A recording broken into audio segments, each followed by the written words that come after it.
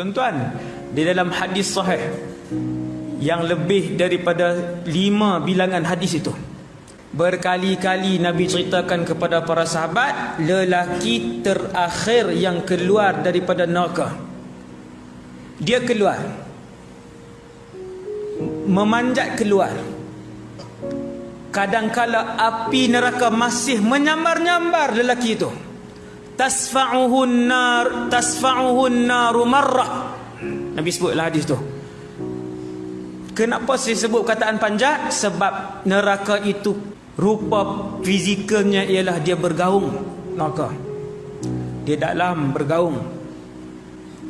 Lelaki ini dia adalah makhluk terakhir keluar daripada neraka.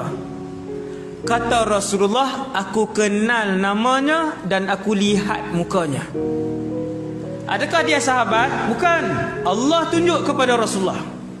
Banyak mukjizat Nabi, subhanallah. Kata Rasulullah, aku tengok mukanya, aku tahu namanya. Lelaki ni, dia lelaki terakhir. Kadangkala api neraka menyambar-nyambar, lalu mengelak dia.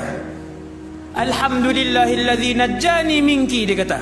Ini hadis Nabi. Itu saya sebut sebutan Rasulullah ayat tadi. Nabi ceritakan, lagi tu kata, alhamdulillah Allah selamatkan aku daripada kamu. Waktu api tu duduk sambar dia lagi. Lalu dia pun keluar, naik sirat. Sirat tetap kena naik, sirat tetap kena lintas. Semua orang termasuk Rasulullah sallallahu alaihi wasallam melintas sirat. Akhirnya sampai, bukan masuk syurga, depan pintu syurga. Jauh lagi, luas. Syurga luas lah, pintunya di sana. Lelaki terakhir ini adalah manusia termiskin di dalam syurga Allah. Kedudukan dia paling last sekali.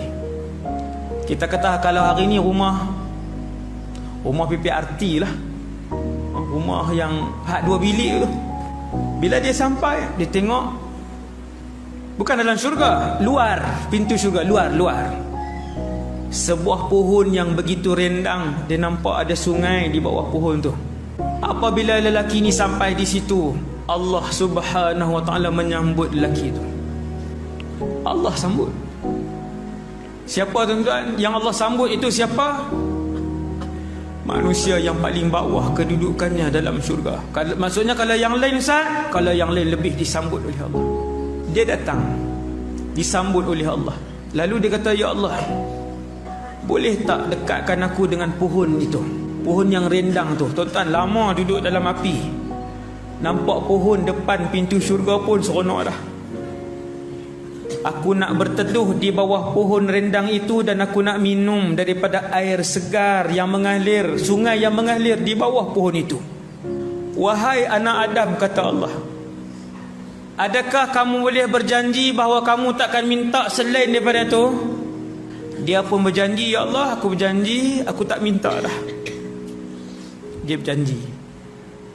Lalu Allah izinkan lelaki ni untuk berada di bawah pohon itu, bernaung di bawah teduhan pokok tadi, dan minum dengan air tadi. Dia pun pergi teduh minum.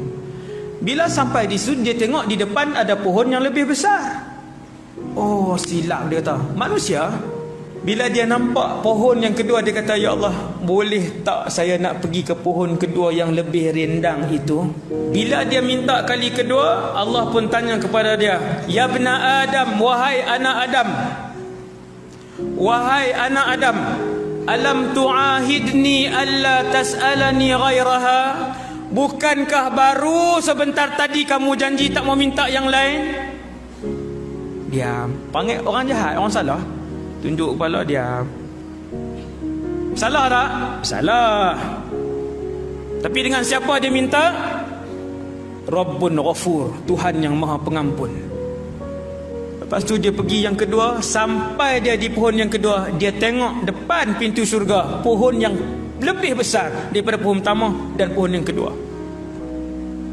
Seperti mana biasa perangai manusia yang tak pernah malu, seperti mana biasa perangai manusia yang suka khianat janji dengan Allah.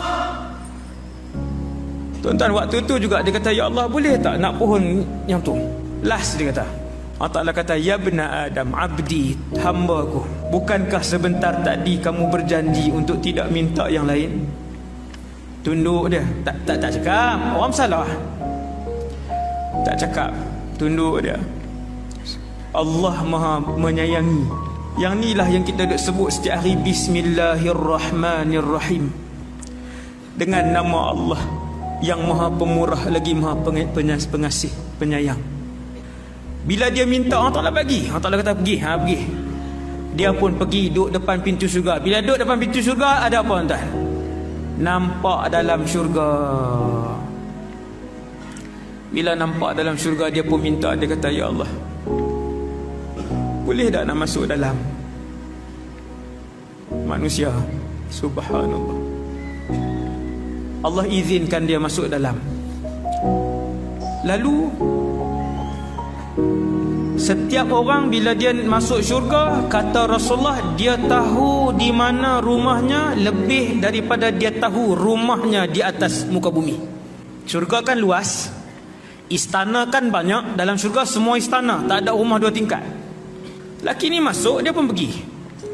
Kata Nabi, dia mendapati syurga telah pun penuh. Dan sebenarnya Allah sengaja bagi dia nampak macam penuh. Tuan-tuan, maksudnya apa tuan? Allah sedang bergurau dengan lelaki ni. Hadis sahih, Nabi sebut, diperlihatkan di wajah, di matanya, diperlihatkan sengaja Allah Ta'ala tunjuk seolah-olah penuh. Dia pun keluar, dia kata, ya Allah, penuh. Lalu Allah Ta'ala kata, masih banyak, masuk. Dia pun masuk kali kedua, dia tengok rumah ni, istana ni ada orang. Dia pun keluar. Lalu Allah SWT sebut, atadhkuru zaman alladhi kunta fih.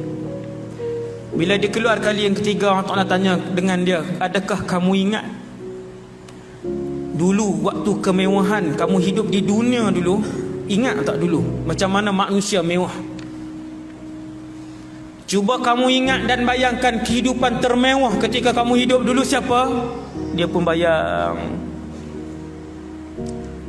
Allah pun sebut kepada lelaki yang paling bawah kedudukannya dalam syurga ni, aku berikan kepada kamu 10 kali ganda bumi. Dia pintas kalam Allah ketika itu. Dia kata, atastahzi'u bi wa anta rabbul alamin. Wahai Allah, kenapa mempermain-mainkan aku sedangkan kamu Tuhan sekalian alam? Apa duk perli-perli macam ni? Dia ingat Allah perli dia, yang Allah bagi tu, yang Allah bagi asyarata ad'afid dunya, 10 kali dunia kepada lelaki itu. Dia ingat Allah main-mainkan dia, sampai dia hentikan perkataan Allah. Dia kata, kenapa pemainkan aku, perli-perli aku? Wa anta rabbul alamin, kamu Tuhan sekalian alam. Allah Ta'ala pun sebut kepada dia, inni ala ma asya'u qadir, sesungguhnya apa yang aku sebut itu, itulah pemberian aku kepada kamu. Dan aku Allah, aku memberikan apa yang aku nak kepada hamba aku. Kata Rasulullah, itulah kedudukan lelaki yang paling akhir di dalam syurga.